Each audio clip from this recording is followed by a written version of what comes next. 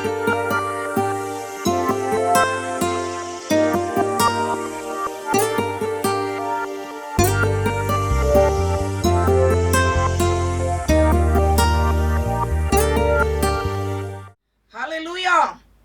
ஹல்லேலூயா. கர்த்தராகிய இயேசு கிறிஸ்துவின் இனிதான நாமத்தில் உங்கள் யாவருக்கும் என்னுடைய அன்பின் வாழ்த்துக்கள். இப்பொழுதும் நாம் கர்த்தருடைய வார்த்தைக்கு நேராக நாம் கடந்து செல்வோம். ஆண்டவருக்கு காணிக்கை கொடுக்கிறதை குறித்து நான் உங்களோடு கூட பேச ஆசைப்படுகிறேன். கர்த்தர் நம்மை ஆசீர்வதிக்கிற தேவன். அவர் நம்மை ஆசீர்வதிப்பார். வேதத்தில் சொல்லப்பட்டிருக்கிறது, அவர் நம்மை நினைத்திருக்கிறார், அவர் நம்மை ஆசீர்வதிப்பார். அவர் ஆரோன் குடும்பத்தாரை ஆசீர்வதிப்பார், யாக்கோபின் குடும்பத்தாரை ஆசீர்வதிப்பார். நிச்சயமாக அவர் நம்மை ஆசீர்வதிக்கிற தேவன். ஆனால் வேதாகமத்திலே நிறைய கட்டளைகள், நியமங்கள் கொடுக்கப்பட்டிருக்கிறது. கர்த்தர் நம்மை ஆசீர்வதிக்க வேண்டும் என்றால் நாம் என்ன செய்ய வேண்டும் என்று சொல்லி அந்த ரகசியத்தை தேடி பார்த்தோம் என்றால் ஒன்னே ஒண்ணுதான் நமக்கு தெரிய வரும். என்னவென்று பார்த்தீங்கன்னு சொன்னா, நாம் கர்த்தருக்கு மனப்பூர்வமாய் அவர் மீது அன்பு வைத்து நாம் அவருக்கு காணிக்கை கொடுக்கும் பொழுது, நிச்சயமாக அந்த தசம பாகங்களை கொடுக்கும் பொழுது ஆண்டவர் நம்மை மேன்மைப்படுத்துவார், நம்மை அவர் ஆசீர்வதித்து உயர்த்துவார் என்கிற ரகசியத்தை நாம் காண முடியும் பிரியமானவர்களே. ஆகையினாலே இந்த நாட்களிலே நான் இந்த காணிக்கைகளை குறித்து நாம் ஆண்டவருக்கு எப்படி செலுத்த வேண்டும் என்பதை குறித்து வேதாகமத்திலிருந்து உங்களுக்கு நான் சொல்ல ஆசைப்படுகிறேன். முதலாவது ஒரு வசனத்தை நாம் பார்க்கலாம். நீதிமொழிகள் 3வது அதிகாரம் 9வது வசனம். அதை வாசிக்க கேட்கலாம். உன் பொருளாலும் உன் எல்லா விளைவின் முதற் பலனாலும் கர்த்தரை கனம் பண்ணு. உன் பொருளாலும் உன் விளைவின் முதற் பலனாலும் கர்த்தரை கனம் பண்ணு. பாருங்க, கர்த்தர் கொடுத்திருக்கிற ஒரு வார்த்தை. உன்னுடைய பொருள், உன்னுடைய விளைவின் பலன், எல்லாவற்றிலையும் உன்னுடைய கையின் பிரயாசங்கள் எதுவாக இருக்கட்டும், அதுல இருந்து நம்ம என்ன செய்யணுமா? கர்த்தரை கனம் பண்ணணும். அதை நம்ம ஆண்டவருக்காக கொடுக்கும் பொழுது அது ஒரு கனமாக எண்ணப்படுகிறது. நாம் கர்த்தரை மதிக்கணும், நம் கர்த்தரை நாம் கனம் பண்ண வேண்டும் என்று ஆண்டவர் விரும்புகிறார். நாம் கனம் பண்ணுவதற்கு ஒரு அடையாளம் தான் கர்த்தருக்கு நாம சந்தோஷமாய் காணிக்கை கொடுப்பது. வேதாகமத்துல பார்த்தீங்கன்னு சொன்னா, ஆதியில இருந்தே காணிக்கை கொடுத்திருக்கிறாங்க. ஆதாம் ஏவாளுக்கு பிறந்த பிள்ளைகள் காயின், ஆபேல், எல்லாருக்கும் தெரியும். ஆதியாகமம் 4வது அதிகாரத்துல இந்த காரியத்தை நம்ம பார்க்க முடியும். அதுலயும் எபிரேயர் 11:4 கரெக்டாக அந்த ஆபேல் காயினுடைய காணிக்கையை குறித்து அழகாக எழுதியிருக்கிறது. அவங்க 2 பேருமே காணிக்கை கொண்டு வந்தாங்க. பாருங்க, காயினும் கொண்டு வந்தான், ஆபேலும் கர்த்தருக்கு காணிக்கை கொண்டு வந்தாங்க. ஆனால் ஆபேலுடைய காணிக்கை ஒரு மேன்மையான பலியாக இருந்ததாம். ஆகையினாலே கர்த்தர் ஆபேலினுடைய அந்த பலியை அவர் அங்கீகரித்திருக்கிறார், அதற்கு தேவனே சாட்சி கொடுக்கிறார் என்று அந்த வசனத்திலே நம்மாலே பார்க்க முடியும். ஆனால் காயினுடையதை தேவன் அங்கீகரிக்கவில்லை. அதற்கு காரணம் என்ன என்று சொல்லி பார்த்தால், 1 யோவான் 3:12 அதற்கு ஒரு விடை இருக்கிறது. காயினுடைய கிரியைகள் பொல்லாதவைகளாயிருந்ததாம், ஆனால் ஆபேலுடைய கிரியைகள் நீதியுள்ளவைகளாயிருந்ததாம். ஆகையினாலே கர்த்தர் ஆபேலுடைய காணிக்கையை ஆண்டவர் அங்கீகரித்தார். பிரியமானவர்களே, ஆபேலுடைய காணிக்கை ஆண்டவர் அங்கீகரித்தார். அது மட்டுமல்ல, இவர்களுக்கு காணிக்கை கொடுக்க வேண்டும் என்று சொல்லி யார் சொன்னது? ஒருவேளை ஆதாம் ஏவாள் அவங்க பிள்ளைகளுக்கு சொல்லி கொடுத்திருப்பாங்க. எங்களை படைத்த கர்த்தர் ஒருவர் இருக்கிறார், தேவன் இருக்கிறார், அவர் ஜீவன் உள்ளவர். நாங்க தான் தப்பு பண்ணிட்டோம், வெளியே வந்துட்டோம், நீங்களாவது இதுல இருந்து நீங்க காணிக்கை கொடுங்க கர்த்தருக்குன்னு சொல்லி அவங்க தான் சொல்லி கொடுத்திருப்பாங்க. இப்போ அதன்படி அவங்க காணிக்கை செலுத்தி இருக்கிறாங்க. ஆனா ஆபேலுடைய காணிக்கை மேன்மை உள்ளது, அவனுடைய பலி நீதி உள்ளதா இருந்ததுனால கர்த்தர் அங்கீகரித்திருக்கிறார். இரண்டாவது நம்ம பார்த்தோன்னு சொன்னா ஆதியாகமத்துல ஆபிரகாமை குறித்து நம்ம பார்க்க முடியும்.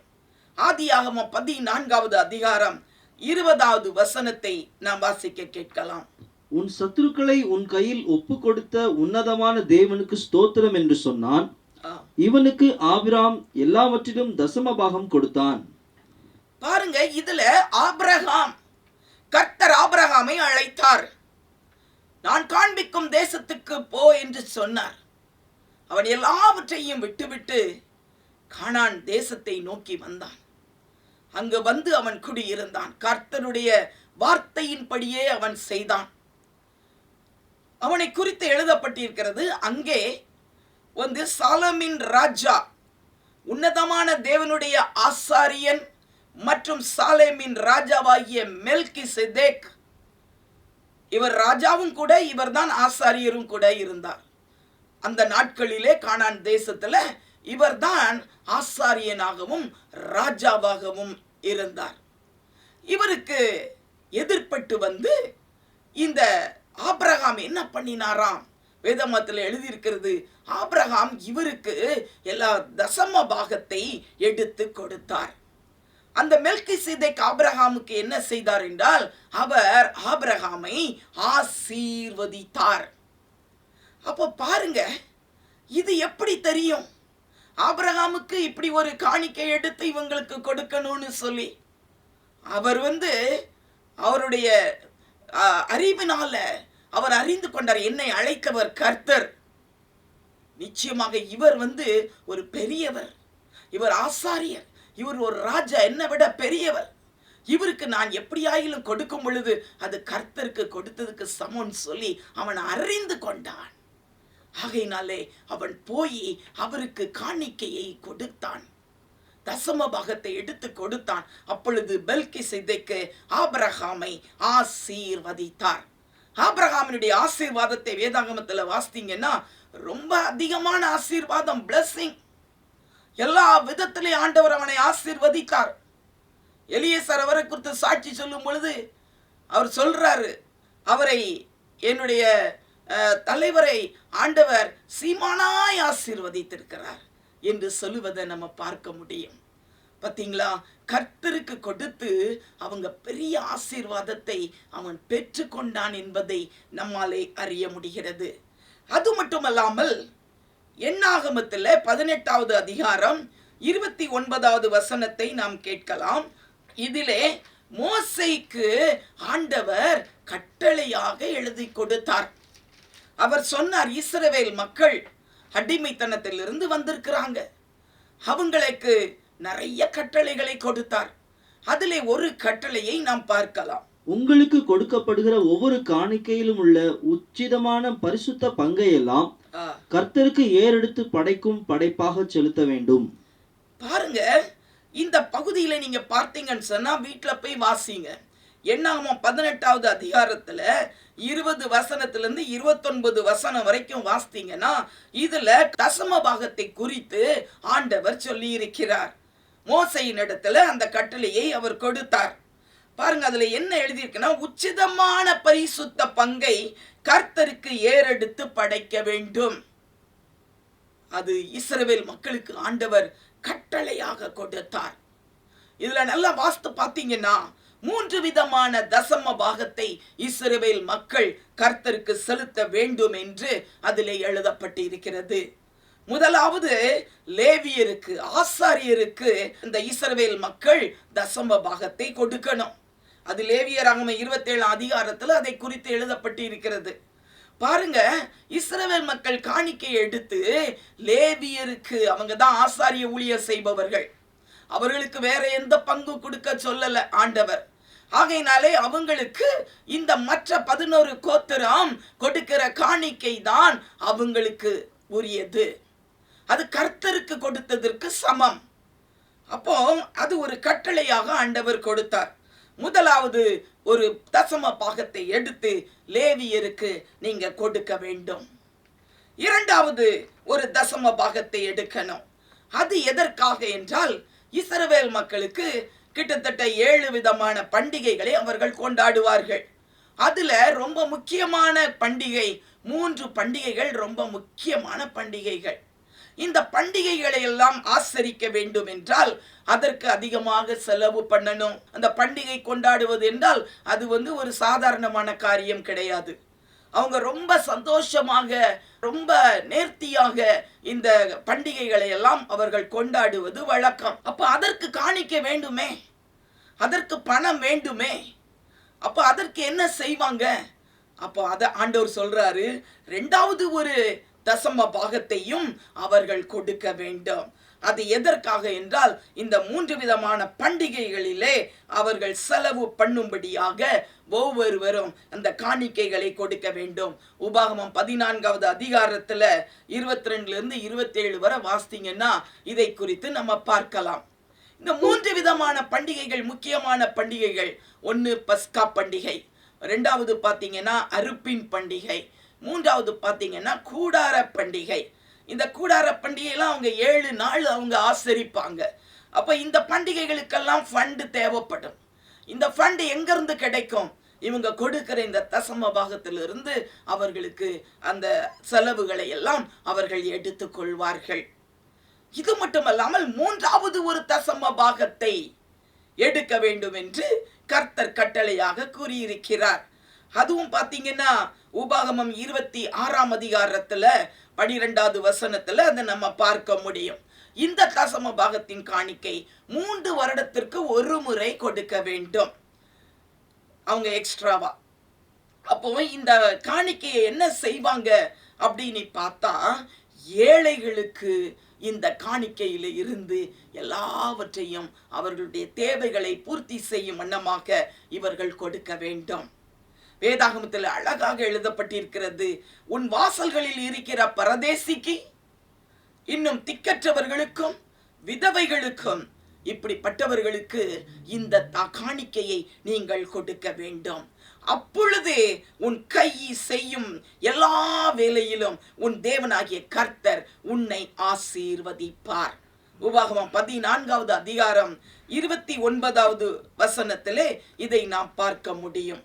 ஹல்லேலூயா. உன் கையின் பிரயாசங்களை தேவன் ஆசீர்வதிக்க வேண்டுமா? ஏழைகளையும் திக்கற்றவர்களையும் பரதேசிகளையும் நீங்க கவனிக்க வேண்டும். இதற்காக இந்த 3 விதமான தசம பாகங்களை எடுத்து இஸ்ரவேல் மக்கள் கொடுக்க வேண்டும் என்று சொல்லி ஆண்டவர் சொன்னார்.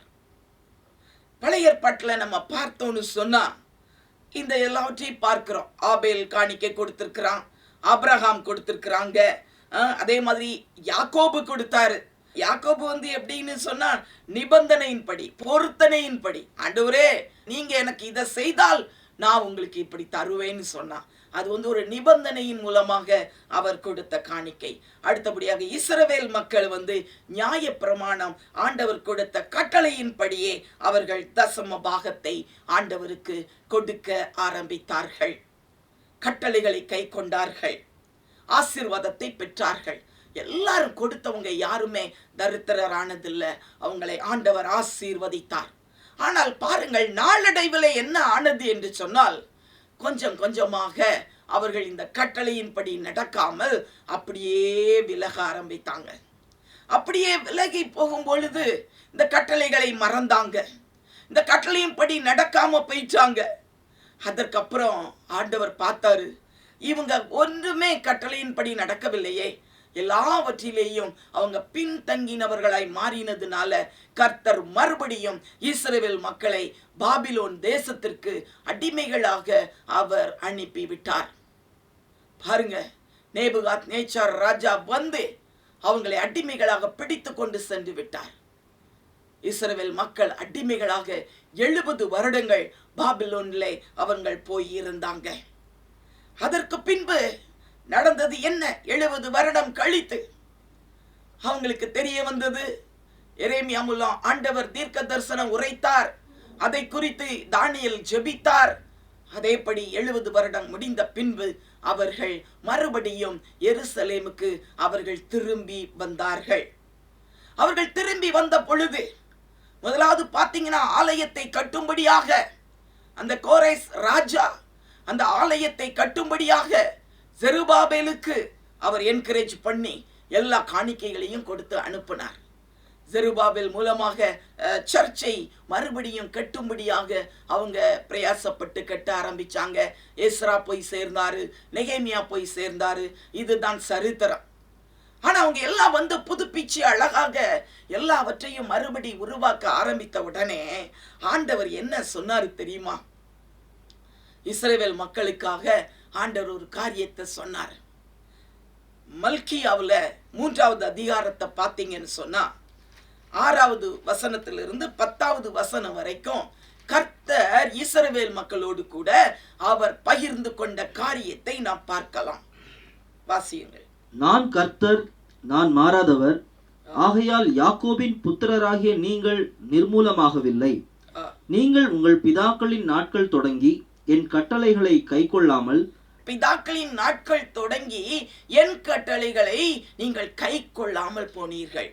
அவைகளை விட்டு விலகி போனீர்கள். அவைகளை விட்டு விலகி போனீர்கள். என்னிடத்திற்கு திரும்புங்கள், என்னிடத்திற்கு திரும்புங்கள், அப்பொழுது உங்களிடத்திற்கு திரும்புவேன் என்று சேனைகளின் கர்த்தர் சொல்லுகிறார். அப்பொழுது நான் உங்களிடத்திற்கு திரும்புவேன் என்று சேனைகளின் கர்த்தர் சொல்லுகிறார். மல்கியா மூலமாக கர்த்தர் இஸ்ரவேல் மக்களோடு கூட பேச ஆரம்பித்தார். தொடர்ந்து வாசிக்கலாம். நாங்கள் எந்த விஷயத்தில் திரும்ப வேண்டும் என்கிறீர்கள்? அப்ப அந்த மக்கள் கேட்கிறாங்க, நாங்கள் எந்த விஷயத்துல திரும்பணும் ஆண்டவரே? எங்களை பார்த்து நீங்க திரும்புங்கன்னு சொல்றீங்களே, நாங்க எந்த விஷயத்துல திரும்ப வேண்டும் என்று மக்கள் ஆண்டவரிடத்துல கேட்கிறாங்க. மனுஷன் தேவனை வஞ்சிக்கலாமா? அப்பொழுது கர்த்தர் சொல்றாரு, மனுஷன் தேவனை வஞ்சிக்கலாமா?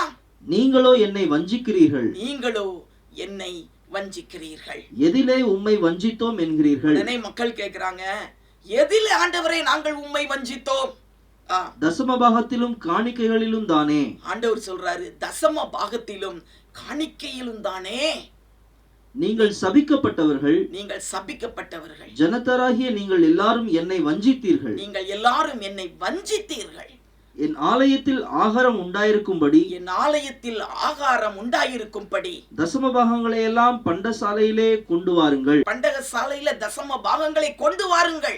அப்பொழுது நான் வானத்தின் பலகணிகளை திறந்து, அப்பொழுது நான் வானத்தின் பலகணிகளை திறந்து இடங்கொள்ளாமற் போகும் மட்டும், இடம் கொள்ளாமற் போகும் மட்டும் உங்கள் மேல் ஆசீர்வாதத்தை வருஷிக்க மாட்டேனோ என்று அதனால் என்னை சோதித்து பாருங்கள். உங்களுக்கு நான் ஆசீர்வாதத்தை வருஷிக்க மாட்டேனோ என்று அதனாலே என்னை சோதித்து பாருங்கள் என்று கர்த்தர் சொல்லுகிறார். ஆண்டவரை நம்ம சோதிக்க கூடாது, ஆனால் கர்த்தரே சொல்றாரு, இந்த காரியத்தில் என்னை நீ சோதித்து பார்க்கலாம். இஸ்ரவேல் மக்களே, நீங்க என்னுடைய கட்டளைகளை எல்லாம் நீங்க கை கொள்ளாமற் போனீர்கள், நீங்கள் என்னை வஞ்சித்தீர்கள். என்னிடத்தில் திரும்புங்கள். நாங்க எதுல திரும்பணும் ஆண்டவரே? எதுல நாங்க உம்மை வஞ்சித்தோம் ஆண்டவரே? ஆண்டவர் கிளீனா சொல்லிட்டாரு, தசம பாகத்திலும் காணிக்கையிலும் தானே நீங்கள் என்னை வஞ்சித்தீர்கள்.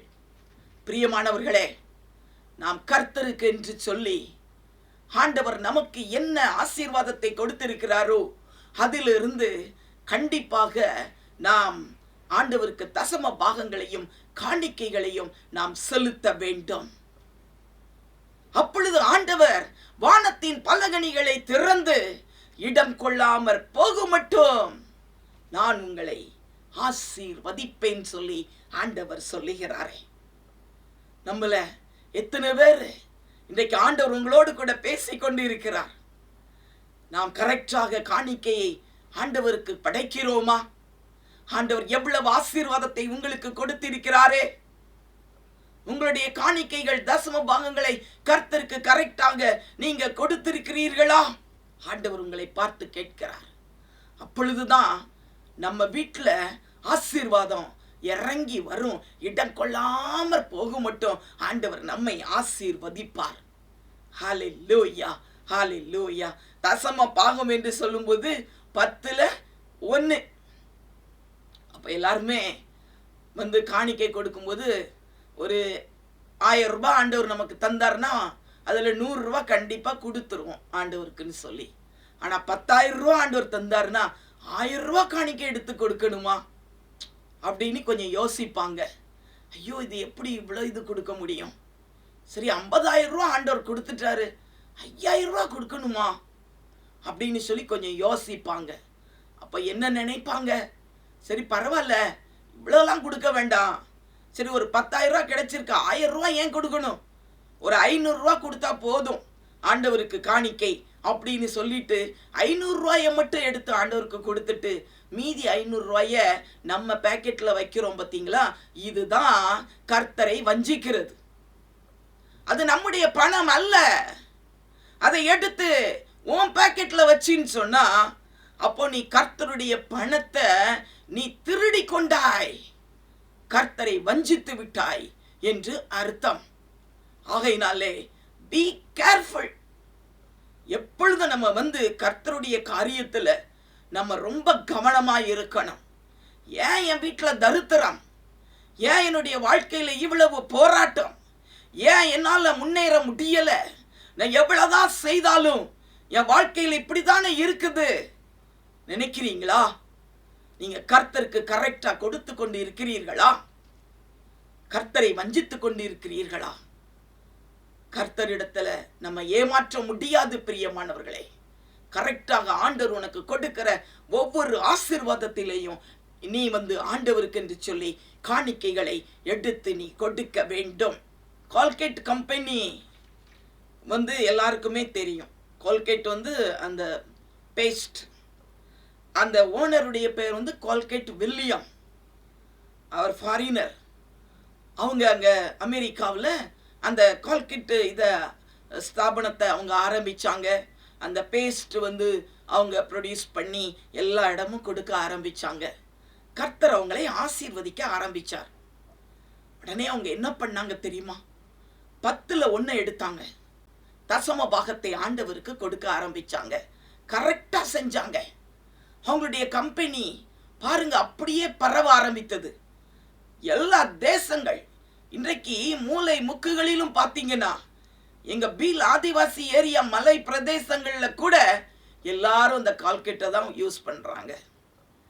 எல்லா இடமும் உலகம் ஃபுல்லா அந்த பேஸ்ட் எல்லா இடமும் பிரசித்தமானது. அவங்க அப்படியே காணிக்கைய 10ல் 1 கொடுத்தாங்க. அப்புறம் 10ல் 2 கொடுக்க ஆரம்பிச்சாங்க. 10ல் 3 கொடுத்தாங்க. 10ல் 4 கொடுக்க ஆரம்பிச்சாங்க. ஏன்னா அவ்வளவு பிளஸ்ஸிங் அவங்களுக்கு இறங்கிச்சு. கடைசியில அவங்க எவ்வளவு கொடுக்க ஆரம்பிச்சாங்களாம் தெரியுமா? 10ல் 9 கொடுக்க ஆரம்பிச்சு விட்டு ஆண்டவருக்குன்னு சொல்லி கொடுத்து விட்டு ஒரே ஒரு % தான் அவங்களுடைய செலவுக்கு வச்சிருக்கிறாங்களாம். அதையும் கூட இப்ப யோசிக்கிறாங்களாம், அந்த 1% கூட நமக்கு அதிகமா தெரியுது, அதுல இருந்து கூட நம்ம இன்னும் கொஞ்சம் கொடுத்துடலாம் கர்த்தருக்கு அப்படின்னு அவங்க நினைக்கிறாங்களாம். பிரியமானவர்களே, நம்ம எல்லாருக்கும் தெரியும் இந்த காரியங்கள். பாருங்க, கர்த்தரை அவங்க நேசிச்சாங்க. கர்த்தருடைய கட்டளைகளின் படி அவங்க செய்ய ஆரம்பிச்சாங்க. கர்த்தர் அவங்களை அபரிதமாய் ஆசீர்வதித்திருக்கிறார். இன்னும் நம்ம பார்த்தோன்னு சொன்னா, பழைய ஏற்பாட்டில் நம்ம பார்க்கும் பொழுது கட்டளையின்படி எல்லாரும் கொடுத்தாங்க. எவ்வளவு கொடுக்கிறோம் அதுதான் முக்கியமான காரியமா இருந்தது. ஆனால் புதிய ஏற்பாட்டில் வரும் பொழுது எப்படி கொடுக்கணும்? கட்டளையின்படி நீங்க கொடுக்க வேண்டாம். ஆண்டவராகிய இயேசு கிறிஸ்து நமக்கு நீ இப்படி ஒரு கட்டளையை அவர் சொல்லல, தசம பாகத்தை நீ இப்படி கொடுன்னு சொல்லல. ஆனா கட்டளையின்படி அல்ல, ஆண்டவர் மீது கொண்டுள்ள அன்பின் நிமித்தமாக நீ காணிக்கைகளை கர்த்தருக்கு செலுத்த வேண்டும் என்று சொல்லி கர்த்தர் புதிய ஏற்பாட்டிலே அநேக காரியங்களை இயேசு நமக்கு கற்றுக் கொடுத்திருக்கிறார். பழைய ஏற்பாடு கட்டளையின்படி கொடுக்கிறோம், இவ்வளவு கொடுக்கணும் அவ்வளவு கொடுக்கணும். ஆனால் புதிய ஏற்பாடு அவர் மீது கொண்டிருக்கிற அன்பின் நிமித்தமாக நீ எவ்வளவு கொடுக்க முடியுமோ நீ கொடுத்து ஆண்டவரை மேன்மைப்படுத்து, மகிமைப்படுத்து. அப்பொழுது கர்த்தர் உன்னை மகிமைப்படுத்துவார். ஹல்லேலூயா. இதுதான் புதிய ஏற்பாடு. ஜீசஸ் நமக்கு என்ன கற்றுக் கொடுத்திருக்கிறார்? நம்ம கர்த்தருக்கு கொடுக்கணும்னு ஒன்று அவசியம். எதனால? அவர் என்ன கஷ்டப்படுறாரா? அவர் என்ன ஏழையா? அவர்கிட்ட ஒன்றும் இல்லையா? அப்படி அல்ல. அவர் God is a rich father. அவர்தான் எல்லாவற்றையும் படைத்தவர். சகலமும் அவருக்குள்ள இருக்குது. அவர் ஒரு நாள் நம்மகிட்ட இருந்து எதிர்பார்க்க மாட்டார், இவ எவ்வளவு தர்ற, இதை வச்சுதான் நான் நடத்தணும் வாழ்க்கைன்னு அவர் நினைக்க மாட்டார். டோக்கன் ஆஃப் லவ் ஆண்டவர் நினைக்கிறாரு, என் மகன் என் மீது எவ்வளவு அன்பு வச்சிருக்கிறான். அதைத்தான் ஆண்டவர் எதிர்பார்க்கிறார். நம்ம பிள்ளைகளுக்கு திங்ஸ் வாங்கிட்டு வருவோம். ஒரு எக்ஸாம்பிளுக்கு சொல்கிறேன், ஒரு 10 சாக்லேட்டு வாங்கிட்டு வந்தீங்கன்னா அதில் பிள்ளைகள்கிட்ட கொடுப்போம். இந்தாங்க பிள்ளைகளே, உங்களுக்கு சாக்லேட் வாங்கிட்டு வந்தேன் அப்படின்னு சொல்லி ஒரு தகப்பனார் பிள்ளைகள்கிட்ட 10 சாக்லேட்டையும் கொடுக்குறாங்க. அவங்க சந்தோஷமாக வாங்கி வச்சுக்கிட்டாங்க, எங்களுக்கு அழகாக இவ்வளவு டைரி மில்க் கிடச்சிருக்குன்னு. அவங்க நல்லா சாப்பிடுவாங்க. அதை ஃபாதர் பார்த்து மகிழ்வார். அப்புறம் திடீர்னு சொல்லி அப்பா என்ன சொல்லுவாருன்னா, மகனே அப்பாவுக்கு ஒரு சாக்லேட் கொடுக்குறியா அப்படின்னு கேட்பார். அப்போ அந்த பிள்ளைகள் யோசிக்கும். சில பிள்ளை யோசிப்பாங்க, சில பிள்ளை சரி டாடி உங்களுக்கு தந்துடுறோம் அப்படின்னு சொல்லி சந்தோஷமாக கொண்டு ஒன்று கொடுப்பாங்க. பாருங்க, அதை கொடுக்கும்போது அந்த தகப்பனாருக்கு எவ்வளவு சந்தோஷம். என் பிள்ளை எனக்கு கேட்ட உடனே சாக்லேட் கொடுத்துட்டான். கொடுத்தது அவர்தான், அவருடைய காசு தான், அவர் தான் வாங்கிட்டு வந்தாரு. அதைத்தான் பிள்ளைகள் என்ஜாய் பண்றாங்க. ஆனாலும் அந்த தகப்பனுடைய உள்ளம் பாருங்க, என் பிள்ளை எனக்கு நான் கேட்டா கொடுக்குதா, அதை பார்க்கிறார். அதை கொடுக்கும் பொழுது அந்த தகப்பனுடைய உள்ளம் மகிழ்ச்சி அடைந்து அவர் இன்னும் அதிகமாக பிள்ளைகள் கேட்காமலேயே நிறைய ஆசீர்வாதங்களை கொண்டு வந்து கொடுப்பார். இதுதான் தகப்பனுடைய உள்ளம். இப்படித்தான் நம்முடைய ஆண்டவராகிய இயேசு கிறிஸ்துவினுடைய உள்ளமும் அப்படித்தான். நமக்கு ஆண்டவர் கற்றுக் கொடுக்கிறது, என்னை நேசித்து அவர் மீது அன்பு கூர்ந்து நீங்க எந்த காரியத்தையும் செய்யும் பொழுது கர்த்தர் நம்மை ஆசீர்வதித்து உயர்த்துகிறவராய் இருக்கிறார். இப்பொழுது நம்ம லூக்கா 3வது அதிகாரம் 11வது வசனத்துல யோவான் ஸ்நானகன் மூலமாக ஆண்டவர் சொன்ன வார்த்தை, அதை ஃபர்ஸ்ட் பார்த்து விடலாம். அதற்கு பின்பு ஜீசஸுடைய வார்த்தைகளை பார்க்கலாம். லூக்கா 3வது அதிகாரம் 11வது வசனம். அவர்களுக்கு அவன் பிரதியுத்தரமாக, 2 அங்கிகளை உடையவன் இல்லாதவனுக்கு கொடுக்க கடவன், ஆகாரத்தை உடையவனும் அப்படியே செய்ய கடவன் என்றான். பாருங்க, வனாந்தரத்துல யோவான் ஸ்நானகனுக்கு கர்த்தருடைய வார்த்தை உண்டாயிற்று. புதிய ஏற்பாட்டில் கர்த்தருடைய வார்த்தை யோவான் ஸ்நானகனுக்கு உண்டாகி அவன் என்ன சொல்லுகிறான் பாருங்க, மக்களுக்கு அட்வைஸ். 2 அங்கிகளை உடையவன் இல்லாதவனுக்கு கொடுக்க கடவன், ஆகாரத்தை உடையவனும் அப்படியே செய்ய கடவன். அப்போ நம்ம கிட்ட நல்ல ஆகாரம் இருக்குது, இல்லாதவனுக்கு நீ கொடு. நல்ல அங்கிகள் இருக்குது, ட்ரெஸ்ஸஸ் இருக்குது, இல்லாதவனுக்கு நீ கொடு. 2 அங்கி இருந்தா ஒன்ன கொடுத்துரு, ஒன்ன உனக்கு வச்சுக்க.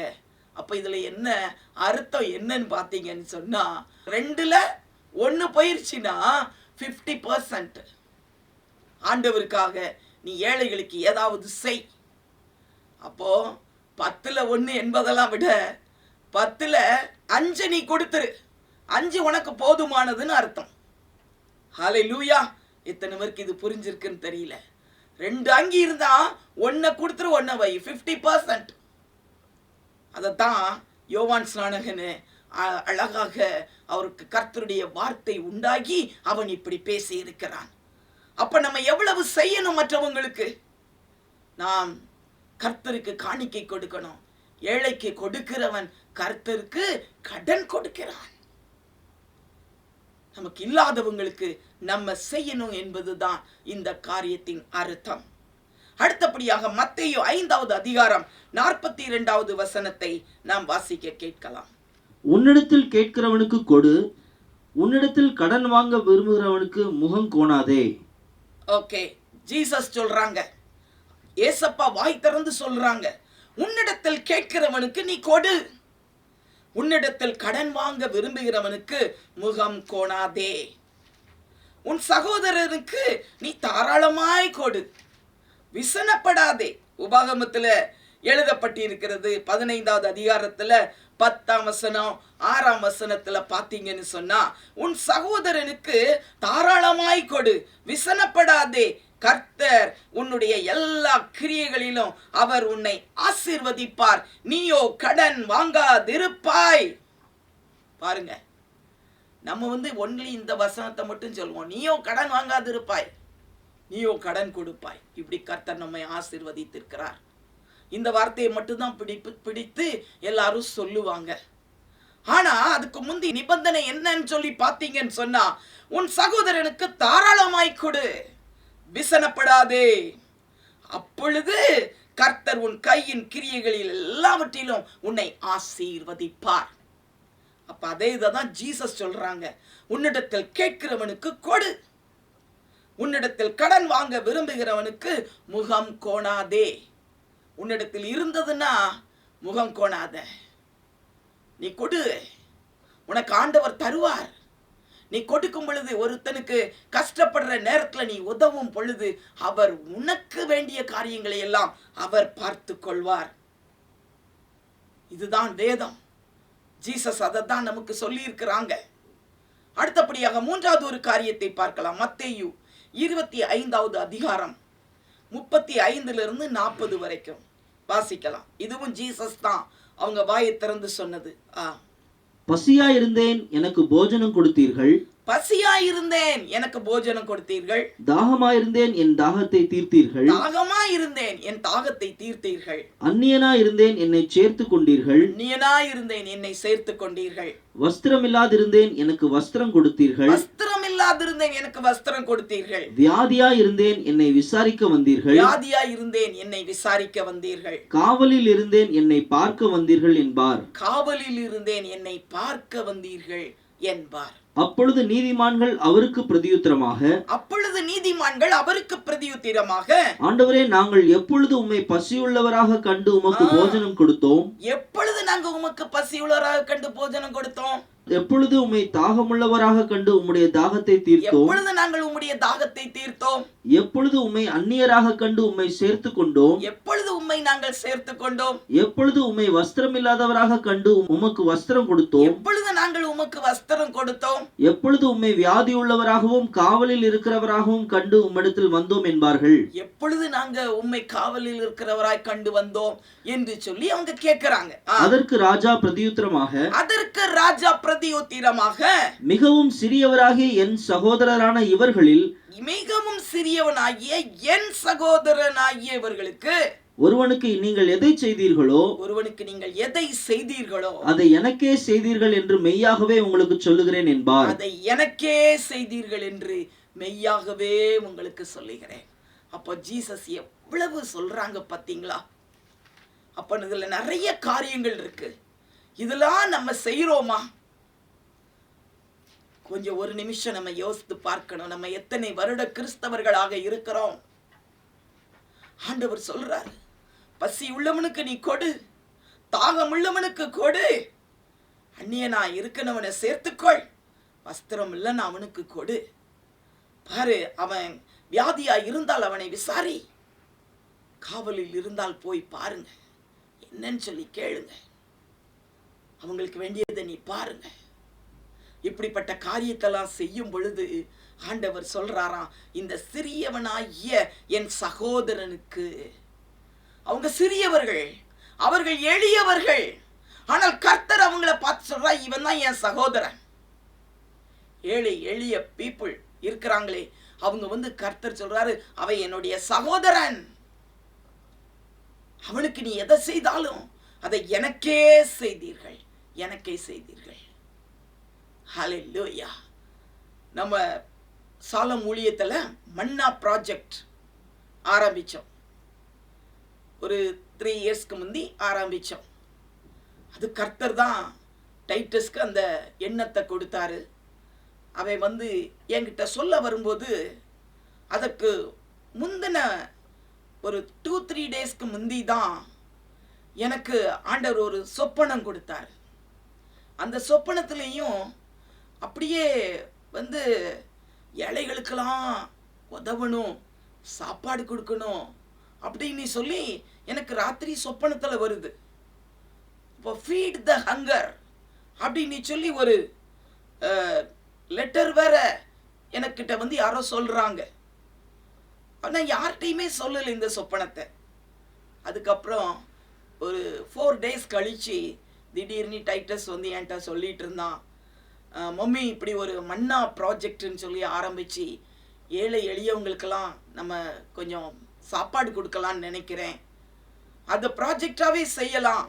ஒவ்வொரு மாதமும் போய் ஹாஸ்பிட்டலில் இருக்கிறவங்க, தெருவில் படுத்து கிடக்கிறவங்க, பஸ் ஸ்டாண்டில் இருக்கிறவங்க, ஒன்றும் இல்லாமல் இருக்கிறவங்க, அப்புறம் சின்ன சின்ன அந்த வந்து டென்ட் போட்டு படுத்துருக்குறாங்க, கூலி வேலை பண்ணிக்கிட்டு, இந்த மாதிரி ஆட்களுக்கெல்லாம் கொண்டு கொடுக்கலாம் அப்படின்னு நான் நினைக்கிறேன்னு சொன்னான். உடனே நான் சொன்னேன், ரொம்ப சந்தோஷம், எனக்கு இப்படி ஒரு சொப்பனை வந்தது, இப்போ தான் எனக்கு நினைவுக்கு வருது, இது கரெக்டாக தான் ஆண்டவர் சொல்லியிருக்கிறார் என்று சொன்னேன். அது நிமித்தம் அந்த மன்னா ப்ராஜெக்டை ஆரம்பித்தோம். அது நிமித்தம் இவங்க போய் எல்லா இடத்துலையும் போய் கொடுப்பாங்க பாருங்க, எவ்வளவு சந்தோஷம் அந்த மக்களுக்கு. போன எத்தனை பேக்கெட்டு, 200 பேக்கெட் போட்டாலும் சரி, 300 போட்டாலும் சரி, உடனடியாக எல்லா பேக்கெட்டும் போயிடும். ஹாஸ்பிட்டலெல்லாம் போய் பார்த்து அவங்களுக்கு கொடுத்த எல்லாரும் அப்படியே கை கூப்பி வரவேற்கிறாங்க. ஒவ்வொரு இடங்களில் கவர்மெண்ட் ஹாஸ்பிட்டலில் போய் அவங்க கொடுத்தாங்க, பெர்மிஷன் வாங்கி. இப்படி கொடுத்துட்டு தான் இருக்காங்க. யாராவது பர்த்டேக்கு பணம் தருவாங்க, யாராவது மேரேஜ் டேக்கு பணம் அனுப்புவாங்க, மன்னா ப்ராஜெக்ட்னு சொல்லி.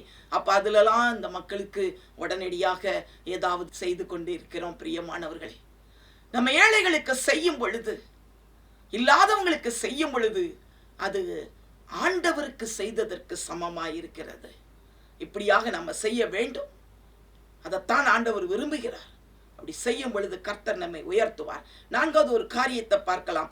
மார்க் எழுதின சுவிசேஷத்துல 12வது அதிகாரம் 41 44 வசனம் வரைக்கும் ஜீசஸ் தான் இந்த காரியத்தை நமக்கு சொல்லி இருக்கிறாங்க.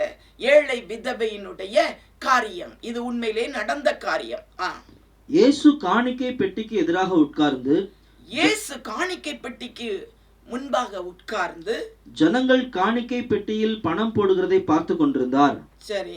ஐஸ்வர்யவான்கள் அநேகர் அதிகமாய் போட்டார்கள். ஏழையான ஒரு விதவையும் வந்து ஒரு துட்டுக்கு சரியான 2 காசை போட்டாள். அப்பொழுது அவர் தம்முடைய சீஷரை அழைத்து, காணிக்கை பெட்டியில் பணம் போட்ட மற்ற எல்லாரை பார்க்கிலும் இந்த ஏழை விதவை அதிகமாய் போட்டாள் என்று மெய்யாகவே உங்களுக்கு சொல்லுகிறேன். அவர்கள் எல்லாரும் தங்கள் பரிபூரணத்திலிருந்து எடுத்து போட்டார்கள். இவளோ தன் வறுமையிலிருந்து தன் ஜீவனத்துக்கு உண்டாயிருந்த எல்லாம் போட்டுவிட்டாள் என்றார். இவளோ தன்னுடைய வறுமையிலிருந்து தன் ஜீவனத்துக்கு உண்டான எல்லாவற்றையும் போட்டுவிட்டாள். எவ்வளவு அழகான ஒரு ஸ்டேட்மெண்ட் பாருங்க. ஜீசஸ் காணிக்கை பெட்டிக்கு எதிராக உட்கார்ந்தாராம் ஆலயத்துல. ஏன் ஜீசஸ் போய் காணிக்கை பெட்டிக்கு எதிராக உட்கார்ந்தார்? நம்முடைய ஆண்டவர் ஒவ்வொருவருடைய உள்ளத்தை ஆராய்ந்து அறிகிறவர். அவர் பார்க்கிறார், எல்லாரும் இந்த ஆலயத்துல காணிக்கை போடுறாங்களே, ஒவ்வொருவரும் எவ்வளவு போடுறாங்க, அதை கரெக்டா பார்க்கிறார். நம்ம நினைக்கிறோம் நம்ம போடுற காணிக்கெல்லாம் ஆண்டவருக்கு ஒன்றும் தெரியாது, மற்றவங்களுக்கு தெரியாது அப்படின்னு நம்ம நினைக்கிறோம். மற்றவங்களுக்கு தெரியாதுதான், ஆனா ஆண்டவருக்கு தெரியுமே. நீ எவ்வளவு போடுற? ஆண்டவர் சில நேரத்துல உங்ககிட்ட நிறைய போடுன்னு சொல்லுவாரு. ஆனா நம்ம வந்து குறுக்கிடுவோம், வேண்டாம் இவ்வளவு போதும். இல்ல இல்ல, நீ கரெக்டா ஆண்டவருக்கு நீ செய்ய வேண்டியதை செய். அப்பொழுதுதான் கர்த்தர் உன்னை ஆசீர்வதிப்பார். அந்த ஏழை விதவை போட்ட காணிக்கை ஆண்டவர் எல்லாரையும் பார்க்கிறாரு. பணக்காரங்கெல்லாம் நிறைய கொண்டு போடுறாங்க, ஆனா இந்த ஏழை விதவை 2 காசை தான் கொண்டு போட்டார். அவர் வந்து இப்படி நினைக்கல, ஏன்னா அவர் உள்ளத்தை அறிகிறவர்.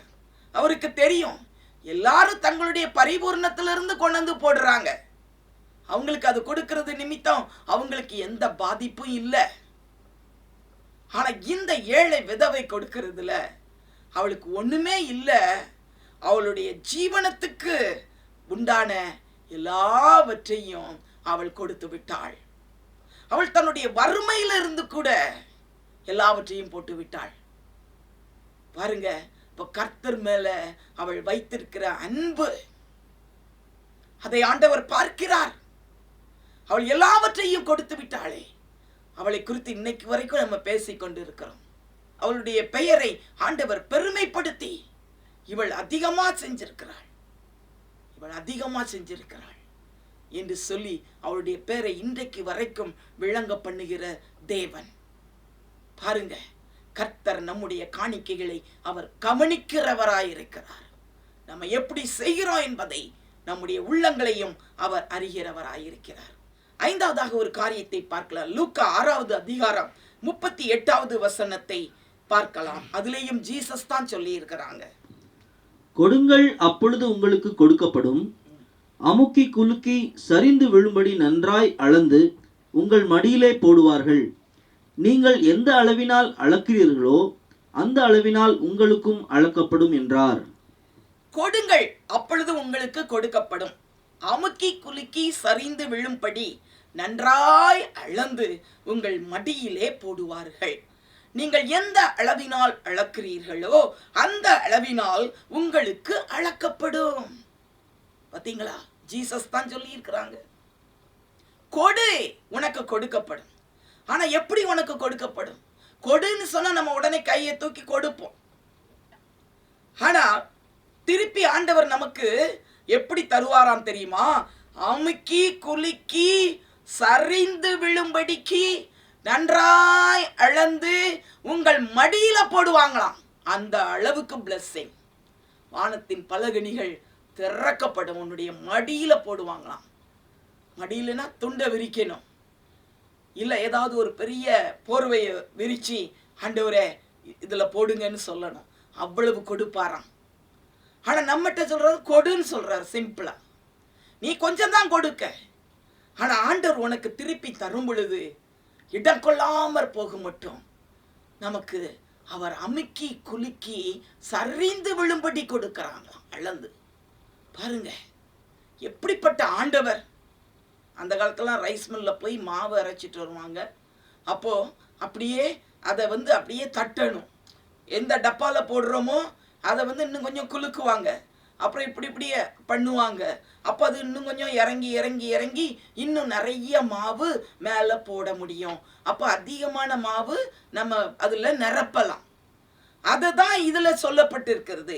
கொடு, உனக்கு கொடுக்கப்படும். எப்படி கொடுக்கப்படுமா? அமுக்கி குலுக்கி சரிந்து விழும்படிக்கு நன்றாய் அளந்து உன் மடியில போடுவார்கள். நீ எந்த அளவுல அளக்குறியோ அந்த அளவுல தான் உனக்கு அளக்கப்படும்.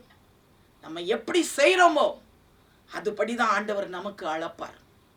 பாத்தீங்களா எவ்வளவு அழகாக ஆண்டவர் சொல்லி இருக்கிறார். பேதுருவை பத்தி எல்லாருக்கும் தெரியும். பேதுரு ஆண்டவர் அப்படியே நடந்து கலிலேயா கடற்கரையில அவர் போய்கொண்டு இருக்கும் பொழுது அவரை பின்னாக ஒரு கூட்டம் மக்கள் வந்தாங்க. அந்த மக்களுக்கு கொஞ்சம் பிரசங்கம் பண்ணணும், உட்கார்றதுக்கு இடம் இல்லை. உடனே ஆண்டவர் பேதுருவை பார்த்து சொன்னார், சிமோன், உன்னுடைய படகு அதுல கொஞ்ச நேரம் உட்கார்றதுக்கு இடம் கொடுக்குறியா? உடனே அவர் பார்த்தார், ஒரு பெரிய குரு மாதிரி தெரிகிறாரே. சரின்னு சொல்லி ஆண்டவருக்கு இடம் கொடுத்தான். அந்த படகுல ஒண்ணும் இல்லை, காலி படகு. ராத்திரி ஃபுல்லா அவங்க பிரயாசப்பட்டாங்க, எதுவுமே கிடைக்கல. அப்படி வெறுமையான ஒரு படகு. ஆனா ஜீசஸ் கேட்ட உடனே அந்த படகை கொடுத்தான். அவர் அதுல உட்கார்ந்து இருந்து அவர் போதகம் பண்ணினார். போதகம் பண்ணி முடித்த பின்பு எல்லாரும் போய்விட்டாங்க.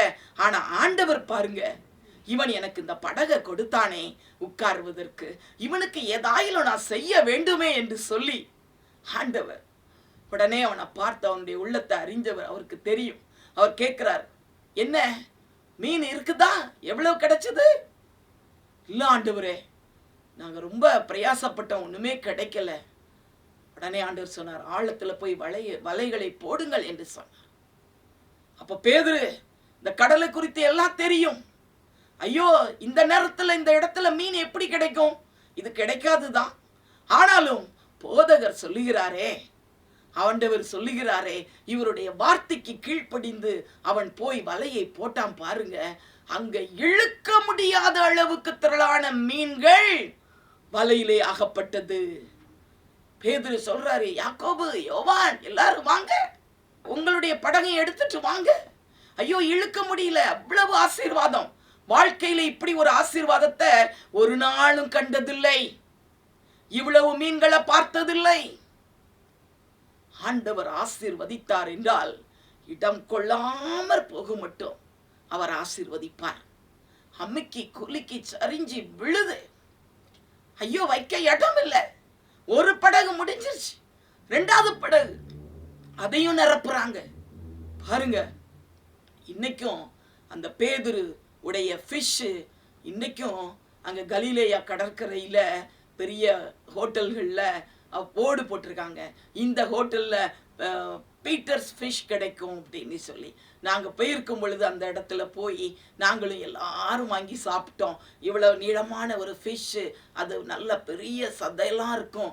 அதை ஒரு ஃபிஷ்ஷே நம்முடைய காசில் 600 rupees, ஒரு ஆளுக்கு 600 rupees கொடுத்து ஒவ்வொரு ஃபிஷ்ஷு ஃப்ரை வாங்கி எல்லாரும் சாப்பிட்டோம். ஓ, இப்படிப்பட்ட ஃபிஷ்ஷு! ஹல்லேலூயா! ஆண்டவர் எவ்வளவாய் அன்றைக்கு ஆசீர்வதித்தார் பார்த்தீங்களா? அவன் என்ன செய்தான்?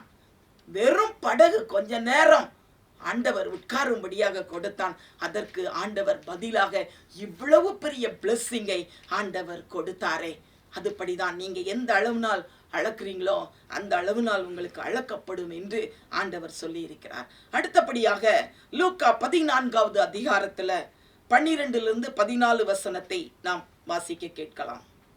அன்றியும் அவர் தம்மை விருந்துக்கு அழைத்தவனை நோக்கி, நீ பகல் விருந்தாவது ரா விருந்தாவது பண்ணும்போது உன் சிநேகிதரையாகிலும் உன் சகோதரரையாகிலும் உன் பந்து ஜனங்களையாகிலும் ஐஸ்வர்யமுள்ள அயலகத்தாரையாகிலும் அழைக்க வேண்டாம். அழைத்தால் அவர்களும் உன்னை அழைப்பார்கள், அப்பொழுது உனக்கு பதிலுக்கு பதில் செய்ததாகும். நீ விருந்து பண்ணும்போது ஏழைகளையும் ஊனரையும் சப்பாணிகளையும் குருடரையும் அழைப்பாயாக. அப்பொழுது நீ பாக்கியவானாயிருப்பாய். அவர்கள் உனக்கு பதில் செய்ய மாட்டார்கள். நீதிமான்களின் உயிர்த்தெழுதலில் உனக்கு பதில் செய்யப்படும் என்றார். நீதிமானின் உயிர்த்தெழுதலில் உனக்கு பதில் செய்யப்படும். எவ்வளவு அழகான வார்த்தைகள் பாத்தீங்களா? பாருங்க, ஒரு ஃபங்க்ஷன் வைத்தீங்கன்னா இரவு விருந்து பகல் விருந்து, ஏதோ ஒரு விருந்துக்கு நம்ம யாரை கூப்பிடுவோம்? பொதுவா நம்முடைய குடும்பத்தாரை கூப்பிடுவோம், பக்கத்து வீட்டுக்காரங்களை கூப்பிடுவோம், ஊர்ல உள்ள பெரியவங்களை கூப்பிடுவோம், நல்ல பணக்காரங்களை நம்ம கூப்பிடுவோம், நம்முடைய சிநேகிதர்களை நாம கூப்பிடுவோம். வேற யாரை கூப்பிடுவோம்? வேற யாரையும் கூப்பிட மாட்டோம். ஆனா வேதத்துல ஜீசஸ் என்ன சொல்றாங்கன்னா, இப்படிப்பட்டவங்களெல்லாம் நீ கூப்பிடாத, இவர்களை நீ அழைக்க வேண்டாம். உன்னுடைய வீட்டுல நீ ரா விருந்து பகல் விருந்து பண்ணும் பொழுது இப்படிப்பட்டவர்களை நீ கூப்பிட வேண்டாம்.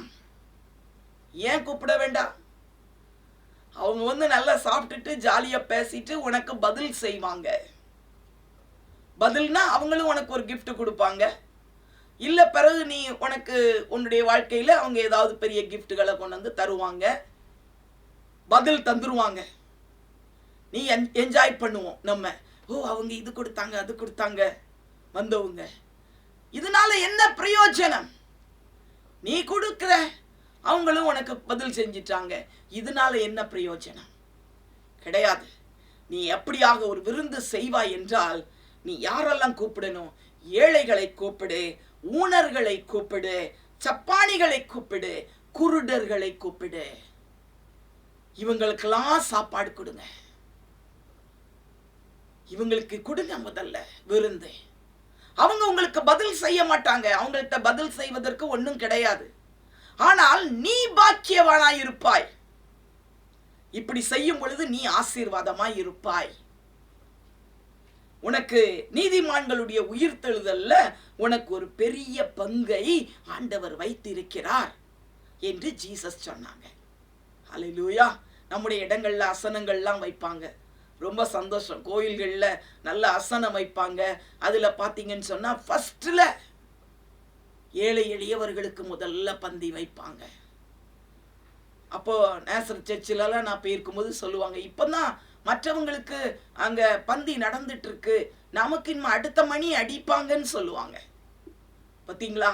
ஏழை எளியவங்களெல்லாம் நினைத்து எல்லா இடங்களையும் அசனம் கொடுக்கிறாங்க. ஹல்லேலூயா.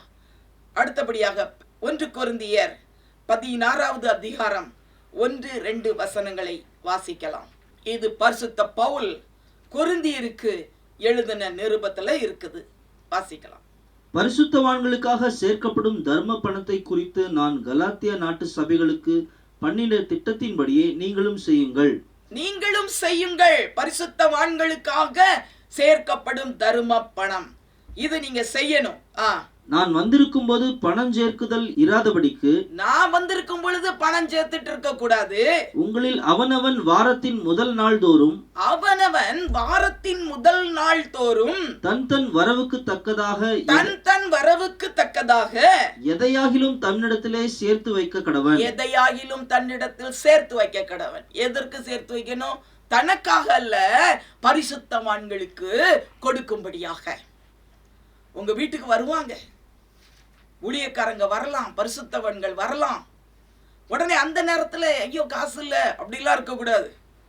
அவனவன் வாரத்துல முதல் நாள் தோறும் உங்களுக்கு இருக்கிற ஆசீர்வாதத்துல வரவுக்கு தக்கதாக ஒரு பங்கை எடுத்து பரிசுத்தவான்களுக்கு என்று சொல்லி தனியாக சேர்த்து வையுங்கள். அப்போ அந்த நேரம் வரும் பொழுது கரெக்டா எடுத்து கொடுங்க. யாருக்கு? பரிசுத்தவான்கள், ஆண்டவருக்காக ஊழியம் செய்கிறவர்கள், உங்கள் சபையின் போதகர்.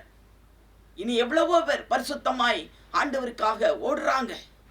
அப்படிப்பட்டவங்களுக்கு ஒரு பங்கை நீ எடுத்து காணிக்கையாக கொடுக்க வேண்டும் என்று ஆண்டவர் விரும்புகிறார். அது அந்த நேரத்துல ஓடிட்டு தேடிக்கிட்டு இருக்காதீங்க. ஒவ்வொரு வாரமும் ஒரு பங்கை எடுத்து வைங்க. அப்ப பணம் உங்ககிட்ட இருக்கும், அதுல இருந்து நீங்க எடுத்து கொடுத்துடலாம். இன்னும் பாத்தீங்கன்னா பவுல் சொல்றாரு, ரோமர் 12வது அதிகாரம் 13வது வசனத்துல பவுல் ரோமபிரியருக்கு எழுதுறாரு. அதுல என்ன எழுதுறாருன்னா, பரிசுத்தவான்களுடைய குறைவில் அவர்களுக்கு உதவி செய்யுங்கள். வாசிக்கலாமா? பரிசுத்தவான்களுடைய குறைவில் அவர்களுக்கு உதவி செய்யுங்கள். பரிசுத்தவான்களுடைய குறைவில் அவர்களுக்கு உதவி செய்யுங்கள். அந்நியரை உபசரிக்க நாடுங்கள்.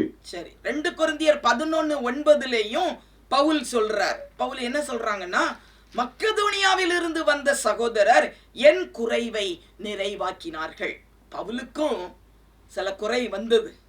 அவர் எழுதுறாரு, மக்கெதோனியாவில் இருந்து வந்த சகோதரர் என் குறைவை நிறைவாக்கினார்கள்.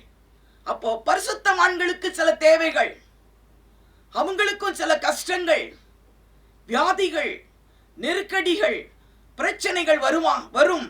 அந்த நேரத்தில் அவங்க எங்க போய் யார்கிட்ட கேட்பாங்க?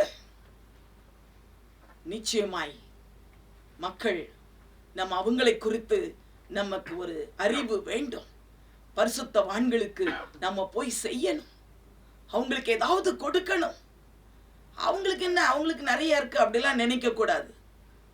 உனக்கு நீ என்ன உன் மைண்ட்ல நினைக்கிறீங்க அதை போய் கொடுங்க.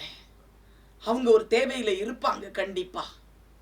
அப்போ கண்டிப்பா நம்ம செய்யணும்.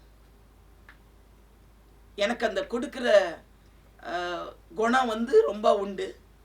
எங்க அம்மாவுக்கு ரொம்ப உண்டு. அது எங்க அம்மாட்ட இருந்தா நாங்க படிச்சோம். எங்க வீட்டுக்கு யார் வந்தாலும் சும்மா அனுப்ப மாட்டாங்க. அவங்களுக்கு உடனே சாப்பாடு கொடுப்பாங்க. கஷ்டப்பட்டவங்க வந்தா உடனே ட்ரெஸ் எடுத்து கொடுத்துருவாங்க. எங்க அப்பாவுடைய வேஷ்டி ஷர்ட் எல்லாம் கொடுப்பாங்க. எங்க அம்மாவுடைய சாரி கொடுப்பாங்க. அது மட்டும் இல்லாமல் காணிக்கை கொடுப்பாங்க. நல்ல சாப்பாடு கொடுப்பாங்க. எந்த ஏழை எளியவங்க வந்தாலும் சரி கொடுப்பாங்க. அதே மாதிரி எந்த கர்த்தருடைய ஊழியக்காரங்க வந்தாலும் கொடுப்பாங்க. எங்களுக்கு நல்லா தெரியும். ரெகுலரா எங்க வீட்டுக்கு மாதம் 2-3 ஊழியக்காரங்க வந்துகிட்டே இருப்பாங்க. முகம் கோண மாட்டார்கள். எடுத்து நல்லா கொடுப்பாங்க, நல்லா சாப்பாடு கொடுப்பாங்க. எவ்வளவு ஏழை எளியவங்க வந்தாலும் எங்க தெருவுல எல்லாருக்கும் தெரியும், இவங்க நல்லா கொடுப்பாங்க, இவங்க வீட்டுக்கு அங்க போங்க உங்களுக்கு தருவாங்கன்னு சொல்லுவாங்க. அப்படி எல்லா ஏழை எளியவருக்கு நான் நிறைய பேருக்கு எங்க அம்மா கொடுத்து நான் கொண்டு போய் சாப்பாடு கொடுத்துருக்கிறேன். கஷ்டப்பட்டவங்க, வியாதி, குஷ்டரோகம் பிடிச்சவங்க, கால் நடக்க முடியாதவங்க எங்க வீட்டு வாசல்ல உட்கார்ந்து இருப்பாங்க. எல்லாத்துக்கும் கொடுப்பாங்க. அந்த பழக்கம், அந்த இது. அதே மாதிரி பாஸ்டர், சபையின் போதகர்கள், உபதேசிமார்கள், ஊழியர் யார் வந்தாலும் காணிக்கை கொடுக்காம அனுப்பவே மாட்டாங்க. அவங்களுக்கு கொடுத்துட்டே இருப்பாங்க. எங்க வீட்டில் ஒன்றும் இருக்காது, கஷ்டம்தான். நல்ல கஷ்டப்பட்ட நேரத்திலையும் கூட அவங்க மற்றவங்களுக்கு செய்யறதுல ரொம்ப கரெக்டாக இருப்பாங்க. எங்கள் அம்மா செய்ய ஆரம்பிச்சாங்க, அதை நான் பார்த்துருக்கிறேன். அதைப்படி நானும் அப்படியே ஏதாவது செய்யணுங்கிற வாஞ்சை ரொம்ப உண்டு. அப்போ அந்த நாட்களில் ஊழியக்காரங்க சிலர் ரொம்ப ஒன்றும் இல்லாமல் வருவாங்க. ஐயோ இப்படி சிக்காயிட்டு, என் பிள்ளை சோமில்லாமல் ஆயிட்டு, அப்படி ஆயிடுச்சு இப்படி ஆயிடுச்சு ஏதாவது சொல்லிட்டு என்கிட்ட வந்து ஜெபம் பண்ண வருவாங்க.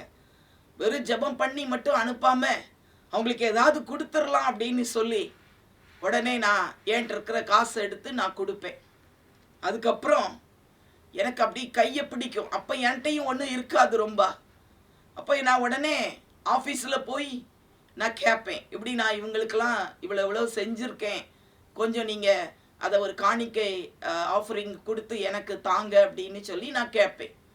அப்போ ஒரு நாள் பிஷப் இருந்தாங்க. அவங்க சொன்னாங்க, ஆஃபீஸ்லலாம் வந்து காணிக்கை நீ கேட்கக்கூடாது, ஏழைகளுக்கு செய்தினா அது உன்னுடைய காசுலேருந்து நீ கொடுக்கணும், ஆஃபீஸ்லேருந்து வாங்கி அதை காணிக்கை அவங்களுக்கு கொடுக்கக்கூடாது அப்படின்னு சொன்னாங்க. அப்போ நான் சொன்னேன், என்கிட்ட இல்லை, அதனால தான் நான் வந்து கேட்டேன் அப்படின்னு சொன்னேன். உடனே அவங்க சொன்னாங்க, நீ எத்தனை டைத் எடுக்கிற? ஒரு டைத்து, 2 டைத் எடு, இன்னையிலேருந்து 2 டைத் எடுத்து 2வது டைத்து ஏழை எளியவங்களுக்கு கேட்குறவங்களுக்கு உனக்கு ஆசையாக இருக்குல்ல அவங்களுக்கெல்லாம் கொடு என்று சொல்லிட்டாங்க. எனக்கு கஷ்டமாக இருந்தது. எப்படி அந்த நாட்களில் நான் எடுக்கிறது, என்னால் எடுக்க முடியாத நிலைமை தான். ஆனாலும் இவங்க சொன்னதுனால நான் வந்து அப்படியே உட்காந்து அப்படியே ஜெபம் பண்ண ஆரம்பித்தேன். ஆண்டவரே என்னால் முடியுமா ஆண்டவரே அப்படின்னு சொல்லி ஜெபிக்க ஆரம்பித்தேன். ஆவியானவர் இடைப்பட ஆரம்பித்தார்.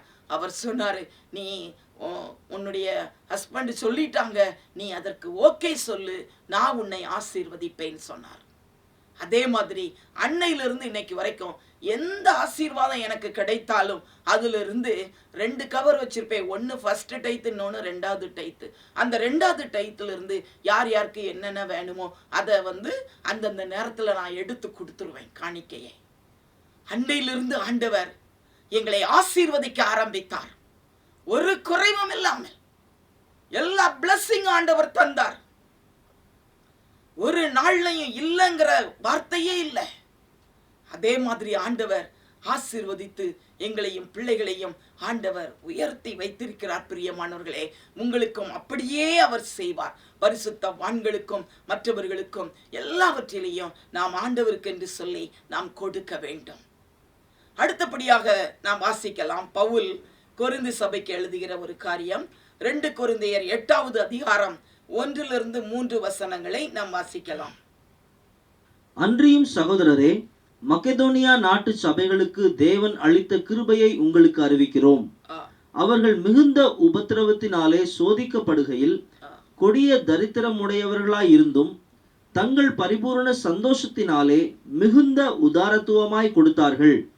மேலும் அவர்கள் தங்கள் திராணிக்கு தக்கதாகவும் தங்கள் திராணிக்கு மிஞ்சியும் கொடுக்க தாங்களே மனதுள்ளவர்களாய் இருந்தார்கள் என்பதற்கு நான் சாட்சியா இருக்கிறேன்.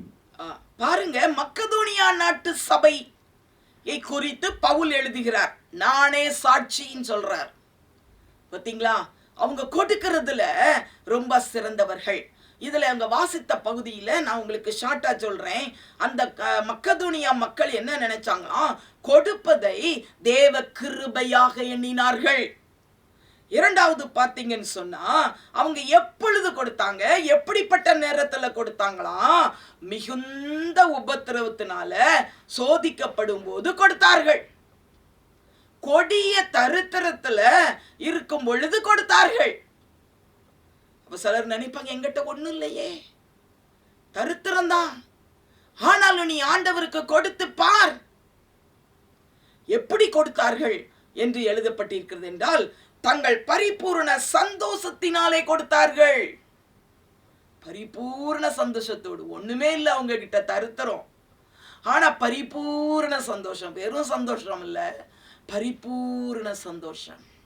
பரிபூர்ண சந்தோஷத்துல கொடுத்தாங்களாம். அடுத்தது பாத்தீங்கன்னா மிகுந்த உதாரத்துவமாய் கொடுத்தார்கள். மட்டுமல்லாமல் திராணிக்கு மிஞ்சி கொடுத்தாங்க. திராணிக்கு தக்கதாகவும் கொடுத்தாங்களாம், திராணிக்கு மிஞ்சியும் கொடுத்தார்களாம். இப்படி கர்த்தருக்கு அவங்க காணிக்கை கொடுத்ததுல பெரியவங்களா இருந்தாங்க. அவங்க நற்குணசாலிகளாகவும் அவர்கள் காணப்பட்டார்கள். பாருங்க, அவங்க கொடுக்கிறதுல அவங்க தேறினவர்களாயிருந்தார்கள். அதற்கு பவுலே சொல்றார், நானே சாட்சின்னு சொல்றார். 1 தெசலோனிக்கர் 1:7 பாத்தீங்கன்னா, மக்கெதோனியா விசுவாசிகள் கொடுப்பதில் எல்லாருக்கும் மாதிரிகளானார்கள். அவர்கள் தான் மாடல். புதிய ஏற்பாட்டு சர்ச்சில் ஒரு மாடல் சர்ச்சா ஆனாங்க கொடுப்பதுல. அவங்கள பார்த்து எல்லாரும் கொடுக்க ஆரம்பிச்சாங்க. இன்னைக்கு நாம் எப்படி இருக்கிறோம்? மக்கெதோனியா மக்கள் அவங்க ஒரு மாதிரியா மாறி இருக்கிறாங்க. சந்தோஷமா கொடுக்கணும், சந்தோஷமா கொடுக்கணும். பழைய ஏற்பாட்டில் ஒரு காரியத்தை பார்க்கலாம். ஒரு 2 நாளாகமம் 24 எழுதி இருக்குது. அதுல இப்ப வாசிக்க நேரம் இல்ல. 9, 10 வசனங்கள், 14, 16 வசனத்துல பாத்தீங்கன்னு சொன்னா, யோவாஸ் ராஜா அவர் கர்த்தருக்கு ஆலயத்தை பழுது பார்க்கும்படியாக காணிக்கைகளை தரும்படியாக அவர் சேகரித்தார். அப்ப அவர் யோய்தா அப்படின்னு சொல்லி ஒரு மனிதன், தலைவன், அவனை கூப்பிட்டு சொன்னார், யோய்தா, நீ தான் மக்களிடத்துல எல்லார்ட்டையும் காணிக்கை வாங்கிட்டு வரணும் அப்படின்னு சொன்னார். அப்போ அந்த யோய்தா சொன்னாரு, சரின்னு சொன்னார். அப்போ போய் ஒரு பெரிய பெட்டி செஞ்சார், காணிக்கை பெட்டி செய்து கொண்டு வைத்தார். இஸ்ரவேல் மக்களிடத்துல சொன்னாரு, நீங்கள் எல்லாரும் காணிக்கை போடலாம், இதை வைத்துதான் ஆலயங்களை எல்லாம் பழுது பார்க்கணும், ஆலயத்துக்கு வேண்டிய நிறைய காரியங்கள் செய்யணும்னு சொன்னாங்க. உடனே வசனத்துல என்ன எழுதி இருக்கிறது என்றால், இந்த மக்கள் எப்படி கொடுத்தாங்களாம்? அவங்க மிகுந்த சந்தோஷத்தோடு கூட பெட்டி நிறைய போட்டாங்களாம். மிகுந்த சந்தோஷமா கொடுக்கணும் ஆண்டவருக்கு காணிக்கைய. அங்க அந்த வச்ச பெட்டி இருக்குல்ல, எல்லாம் நிறைஞ்சு வழியுது. ஏன்னு சொன்னா மக்கள் சந்தோஷமா காணிக்கை கொடுத்திருக்கிறாங்க, சந்தோஷமா காணிக்கை கொடுத்திருக்கிறாங்க. அந்த பணத்தை எடுத்து இவங்க ஆலயத்தெல்லாம் சரி பண்ணாங்க. அது மட்டுமல்ல, ஆலயத்துக்கு வேண்டிய மற்ற பனிமுட்டுகள், மற்ற தட்டுமுட்டு சாமானங்கள் எல்லாவற்றையும் அவங்க வாங்கினாங்களாம். இந்த யோய்தாக்கு ரொம்ப சந்தோஷம். மக்கள் கரெக்டா செஞ்சாங்க. கர்த்தருக்கு மிகுந்த சந்தோஷத்தோடு கூட பெட்டி நிறைய காணிக்கை கொடுத்தார்கள் என்று வேதத்திலே நாம் வாசிக்கிறோம். பிரியமானவர்களே, இன்னும் ஒரு காரியத்தை நாம் பார்த்துவிட்டு முடிக்கலாம். 2 கொரிந்தியர் 9வது அதிகாரம் 6 10 வசனங்கள். பின்னும் நான் சொல்லுகிறது என்னவெனில், சிறுக விதைக்கிறவன் சிறுக அறுப்பான், சிறுக விதைக்கிறவன் சிறுக அறுப்பான், பெருக விதைக்கிறவன் பெருக அறுப்பான், பெருக விதைக்கிறவன் பெருக அறுப்பான். அவனவன் விசனமாயும் அல்ல, அவனவன் விசனமாயும் அல்ல, கட்டாயமாயும் அல்ல, கட்டாயமாயும் அல்ல, தன் மனதில் நியமித்தபடியே கொடுக்க கடவன், தன் மனதில் நியமித்தபடியே கொடுக்க கடவன். உற்சாகமாய் கொடுக்கிறவனிடத்தில் தேவன் பிரியமாய் இருக்கிறார், உற்சாகமாய் கொடுக்கிறவனிடத்தில் தேவன் பிரியமாய் இருக்கிறார். ஹல்லேலூயா. இது தாங்க புதிய ஏற்பாடு. உற்சாகமாய் கொடுங்க. அவனவன் விசனமாய் அல்ல, கட்டாயமாயும் அல்ல. நீ சிறுக விதைத்தால் சிறுக அறுப்பாய், நீ பெருக விதைத்தால் நீ பெருக்கமாய் அறுப்பாய். இது தாங்க பவுல் கொரிந்தியருக்கு சொல்றாரு. எப்படிப்பட்ட வார்த்தைகள் பார்த்தீங்களா? உற்சாகமாய் கொடுக்கிறவனிடத்தில் தேவன் பிரியமாயிருக்கிறார். இன்னும் கூட நீங்க பழைய ஏற்பாட்டுல பாத்தீங்கன்னா, யாத்திராகமம் 25:2 பாத்தீங்கன்னா, மோசே கிட்ட ஆண்டவர் சொல்லுவாரு, நல்ல ஆசரிப்பு கூடாரத்தை கட்டுறதுக்கு, ஆண்டவருடைய பரிசுத்த ஸ்தலத்தை உண்டாக்குவதற்கு மக்களிடத்திலே நீ காணிக்கையை வாங்கு. ஆனா யார்கிட்ட வாங்கணும் தெரியுமா? மனப்பூர்வமாய் உற்சாகத்தோடு யாரு கொடுப்பாங்களோ அவர்களிடத்தில் நீ காணிக்கையை வாங்க வேண்டும். இல்லை என்றால் நீ வாங்காதேன்னு சொல்லிட்டார் ஆண்டவர். உற்சாகமாய் மனப்பூர்வமாய் யாரெல்லாம் கொடுக்காங்களோ அவங்கிட்ட மட்டும் நீ காணிக்கையை வாங்க. அதைத்தான் ஆண்டவர் விரும்புகிறாரு. நாம் உற்சாகத்தோடு கூட நாம் மனப்பூர்வமாய் ஆண்டவருக்கு நாம் காணிக்கைகளை கொடுக்க வேண்டும். பிரியமானவர்களே, நாம் ஆண்டவரை நேசித்து கொடுக்க வேண்டும். ஒரு காரியத்தை நான் உங்களுக்கு சொல்லுகிறேன். பாருங்க, அந்த மரியாள் அவ ஆண்டவருடைய பாதத்துல பரிமள தைலத்தை கொண்டு அவ உடைச்சி அவருடைய பாதத்துல ஊத்துனா.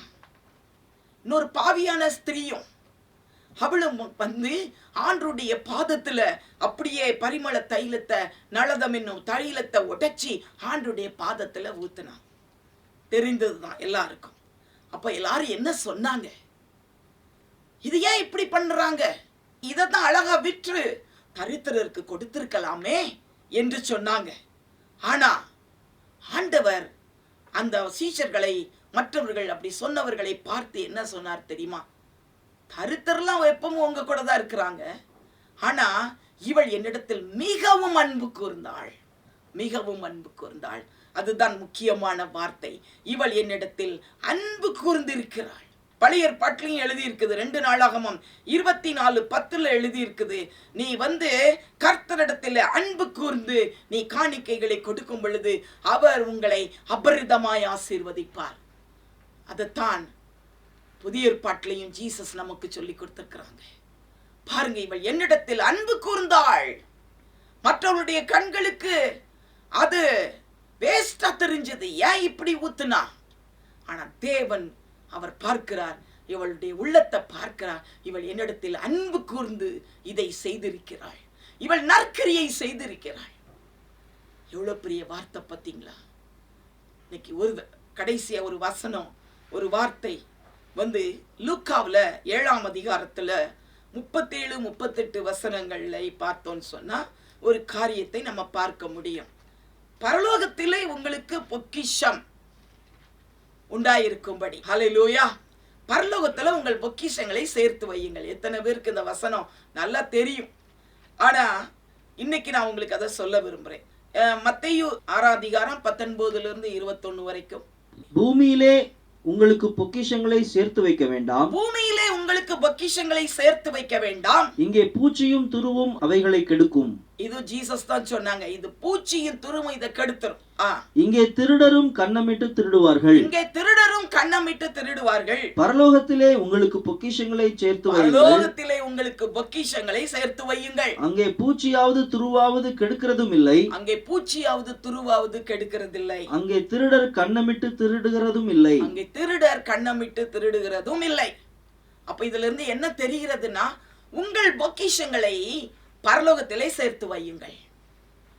இத வசனத்தை நிறைய தடவை வாசித்திருக்கிறோம். ஆனா ஒரு நாள் நான் ஆண்டவர்கிட்ட கேட்டேன், ஆண்டவரே, பரலோகத்துல உங்கள் பொக்கிஷங்களை சேர்த்து வையுங்கள், அங்க பூச்சியும் துருவெல்லாம் வராதுன்னு சொன்னீங்களே, இது என்ன அர்த்தம் ஆண்டவரே?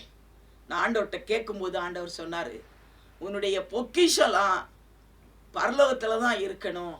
அப்ப என்ன அப்படின்னு அர்த்தம்னா, பரலோகத்துல சேர்த்து வைக்கணும்னா நீ ஆண்டவருக்குன்னு சொல்லி என்னென்ன காரியத்தை கொடுக்கிறியோ செய்யறியோ, நீ செய்கிற நன்மைகள், நற்கிரியைகள், ஏழைகளுக்கு மற்றவர்களுக்கு செய்கிற காரியங்கள் எல்லாம் பரலோகத்துல உன்னுடைய பேர்ல அங்க சேர்த்து வைக்கப்படும்.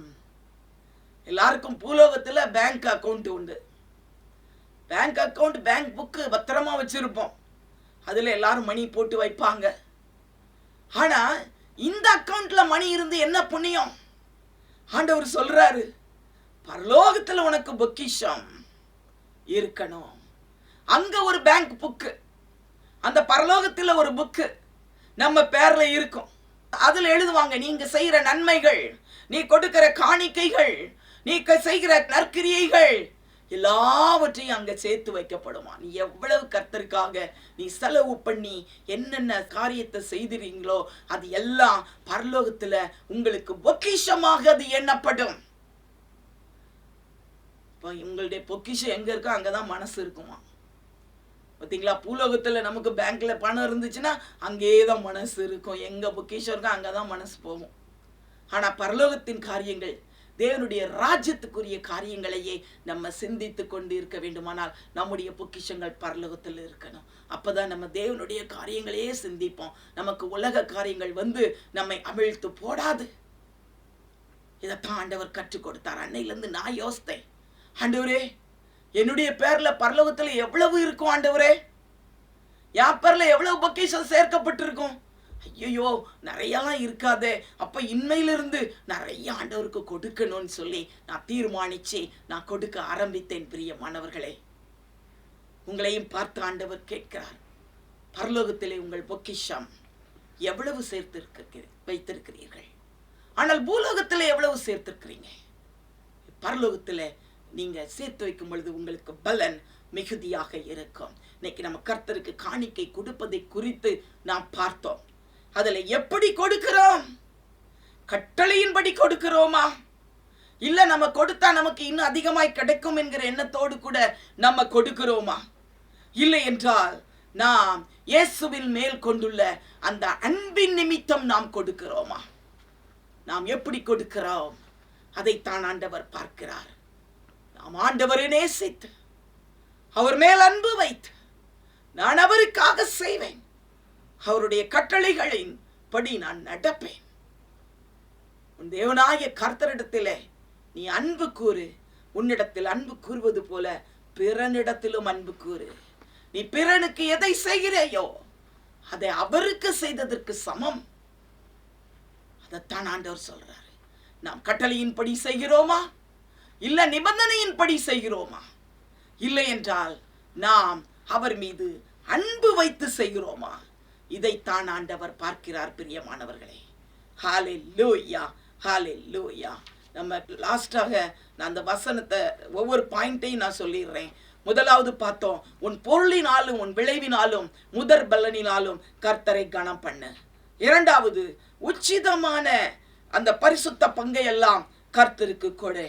மூன்றாவது, மனப்பூர்வமாய் உற்சாகமாய் கொடு. நான்காவது, கர்த்தர் உனக்கு கொடுத்துள்ள ஆசீர்வாதத்திற்கு ஏற்ப அவனவன் தன் தன் தகுதிக்கு ஏற்ப காணிக்கையை கொடுக்கணும். ஐந்தாவது, இல்லாதவனுக்கு கொடு. ஆறாவது, உன்னிடத்தில் கேட்கிறவனுக்கு தாராளமாய் கொடு, முகம் கோடாதே. ஏழாவது, ஏழைகளுக்கு சிறியவர்களுக்கு உதவி செய். எட்டாவது பார்த்தீங்கன்னா, கொடு உனக்கு கொடுக்கப்படும், அது இடம் கொள்ளாமற் போக மட்டும் கொடுப்பார். ஒன்பதாவதுல பார்த்தீங்கன்னா, ஏழைகளுக்கு, ஊனர்களுக்கு, சப்பானிகளுக்கு, குருடர்களுக்கு எல்லாருக்கும் நீ விருந்து செய். பத்தாவது பார்த்தீங்கன்னா பரிசுத்தவான்களுக்கு நீ உதவி செய்ய வேண்டும். 11வது காரியம், பரிபூரண சந்தோஷத்தோடு கொடு. 12ல மிகுந்த உதாரத்துவமாய் கொடு. 13ல பார்த்தீங்கன்னா, திராணிக்கு தக்கதாகவும் திராணிக்கு மிஞ்சியும் நீ கொடு. 14ல பார்த்தீங்கன்னா, மிகுந்த உபத்திரவம் தரித்திரமாக இருந்தாலும் கூட, நீ வறுமையில் இருந்தாலும் கூட நீ ஆண்டவருக்கு காணிக்கை கொடு. 16வது பார்த்தீங்கன்னு சொன்னா சந்தோஷமாக நீ கர்த்தருக்கு கொடு. அதுக்கப்புறம் 17ல பார்த்தோம்னா, உற்சாகமாய் கொடு. உற்சாகமாய் கொடுக்கிறவனிடத்தில் கர்த்தர் பிரியமாய் இருக்கிறார். 18வது பார்த்தீங்கன்னா, மனதில் நியமித்தபடி நீ கொடு. அப்புறம் பார்த்தீங்கன்னு சொன்னா, அவரிடத்தில் அன்பு கூர்ந்து நீ காணிக்கையை கொடுத்து ஆண்டவரை மகிமைப்படுத்து. நாம் கண்களை மூடி நாம் ஜெபிக்கலாம். தேவனே, இசப்பா, ஸ்தோத்திரம் அப்பா, உம்மை நன்றியோடு துதிக்கிறோம் ஆண்டவரே. இந்த நாளிலே நாங்கள் உம்மை கனம் பண்ண வேண்டும். இசப்பா, நீர் எங்கள் தகப்பன், நாங்கள் உம்முடைய பிள்ளைகள் ஆண்டவரே. நீர் எங்களை ஆசீர்வதிக்கிற தேவன், எங்களை அழைத்தவர் உண்மையுள்ளவர். நீர் ஆபிரகாமை அழைத்தீர், அவரை ஆசீர்வதித்தீர் அப்பா. உம்மிடத்துல வந்தவர்கள் யாரும் குறைவுபட்டு போகவில்லை. எல்லாவற்றையும் நிறைவாய் கொடுக்கிற தேவன் அல்லவா. பிள்ளைகளை ஆசீர்வதிப்பீராக.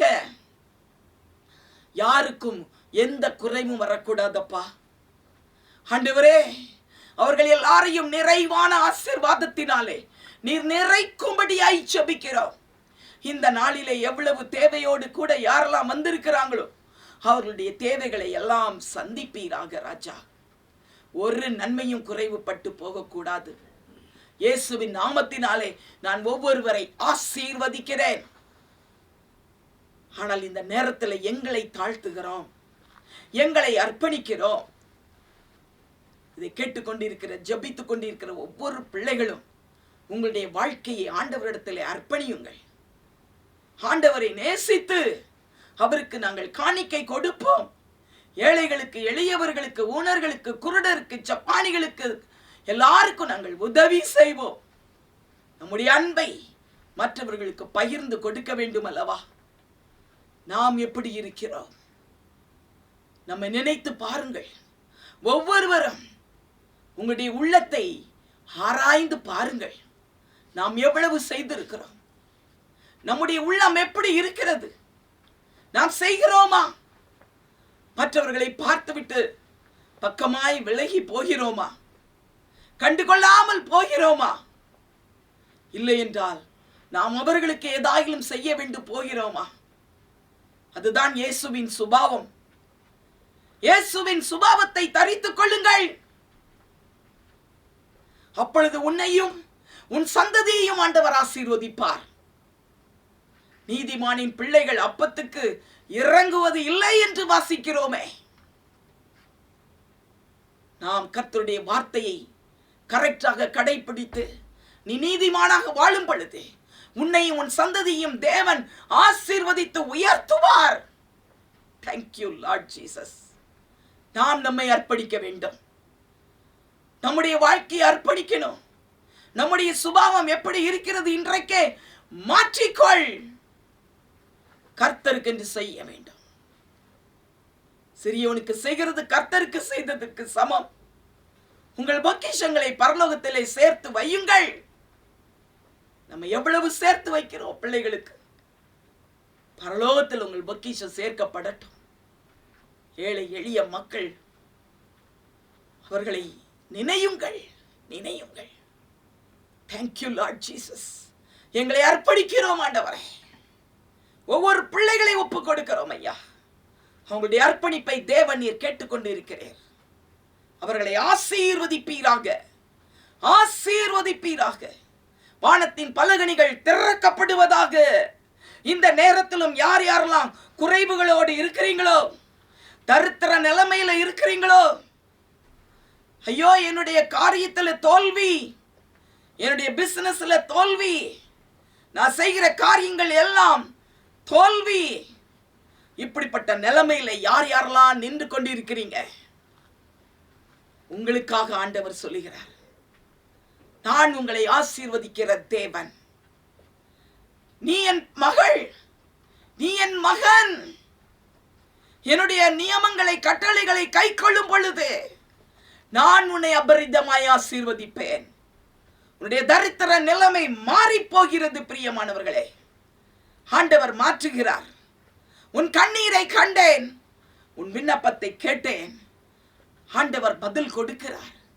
தரித்திர நிலைமை மாறுகிறது. இந்த நாளிலிருந்து இன்று முதல் நான் உங்களை ஆசீர்வதிப்பேன். ஆண்டவர் உங்களை ஆசீர்வதிக்கும்படியாக இந்த நேரத்தில் இறங்கி வந்திருக்கிறார். கரங்களை தட்டி எல்லாரும் ஆசீர்வாதத்தை சுதந்திரித்துக் கொள்ளுங்கள். ஒவ்வொருவர் மீதும் கர்த்தருடைய ஆசீர்வாதம் பனியை போல இறங்கி கொண்டிருக்கிறது. பனியை போல இறங்கி கொண்டிருக்கிறது. தேவன் உங்களை ஆசீர்வதிப்பார். ஆசீர்வதித்து விட்டார். இன்று முதல் நீங்கள் ஆசீர்வதிக்கப்பட்டவர்கள். நீங்க மனதில் எடுத்த தீர்மானத்தை நிறைவேற்றுங்கள். கர்த்தருக்கு என்று சொல்லி மனப்பூர்வமாய், உற்சாகமாய், சந்தோஷமாய் எல்லாவற்றையும் செய்யுங்கள். கர்த்தர் உங்களை ஆசீர்வதிக்கிறார், ஆசீர்வதிக்கிறார். அப்பா, எங்கள் ஜெபத்தை நீர் கேட்டதற்காய் நன்றி அப்பா. எல்லா துதி, கணம், மகிமை உமக்கே செலுத்துகிறோம். நாங்கள் ஒன்றுமில்லை, எங்களை தரை மட்டும் தாழ்த்துகிறோம். இயேசுவின் மூலமாய் கேட்கிறோம் ஜீவனுள்ள பிதாவே. ஆமென், ஆமென், ஆமென்.